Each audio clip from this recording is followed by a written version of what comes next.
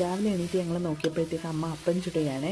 ഞങ്ങളിങ്ങനെ തെക്കും ഭാഗത്താണ്. അമ്മ അടിപൊളിയായിട്ട് അപ്പം ഉണ്ടാക്കി, നല്ല ടേസ്റ്റായിരുന്നു. മുട്ടക്കുറുമയായിട്ട് കഴിച്ചു. പിന്നീട് ആ കുളങ്ങരളിയിൽ എത്തിയപ്പോൾ കുളത്തിൽ അത്യാവശ്യം വെള്ളമൊക്കെ ഉണ്ട്. നമ്മുടെ നാടെന്ന് പറയുമ്പോൾ ഒരു പ്രത്യേക ഫീലല്ലേ. അത് കഴിഞ്ഞിട്ട് ഞങ്ങൾ നേരെ നീണ്ടാരയിലോട്ട് പോവാണ് മീൻ വാങ്ങാനായിട്ട്. അധികം മീനൊന്നും ചേട്ടൻ്റെ കയ്യിലില്ല. പിന്നീട് ഞങ്ങൾ ചെമ്പല്ലി മീൻ വാങ്ങിച്ച് അവർ എന്നെ കട്ട് ചെയ്ത് തന്നു. പിന്നീട് ഇഞ്ചി, സവാള, പച്ചമുളക്, വെളുത്തുള്ളി, തക്കാളി എന്നിവ ഇട്ട് മീൻകറി വെക്കുകയാണ് അമ്മ. അപ്പോൾ ഇപ്പുറത്തെ സൈഡിലോട്ട് പാവയ്ക്ക ഫ്രൈ ചെയ്യാനായിട്ടുള്ള പൊടികളിട്ട് അമ്മ മീൻകറി തയ്യാറാക്കാനായിട്ട് മസാലകളൊക്കെ ഇട്ട് കറിയിലേക്ക് മീൻ കഷ്ണങ്ങളിട്ട് അടുപ്പിലോട്ട് വെച്ച് അതിനുശേഷം ഞാൻ പറമ്പിലോട്ട് ഇറങ്ങി. ഞാൻ നട്ട മൾബറിക്ക ഉണ്ടോ എന്ന് നോക്കാൻ പോയതാണ്, പക്ഷെ പിടിച്ചില്ല. മുളക് ഞാൻ ഒരു വീഡിയോ കാണിച്ചാണ്. ഞാൻ നട്ടായിരുന്നു. ഇപ്പോൾ ഒരുപാട് മുളകുണ്ടായിരുന്നു. ഇപ്പോൾ ശേഷിക്കുന്ന ഒരു മുളക് മാത്രമാണ്. അതെന്ന് പറയുന്നത് ഞാൻ നട്ട മൈലാഞ്ചിയാണ്. പിന്നീട് ഇത് റംബൂട്ടാനാണ്.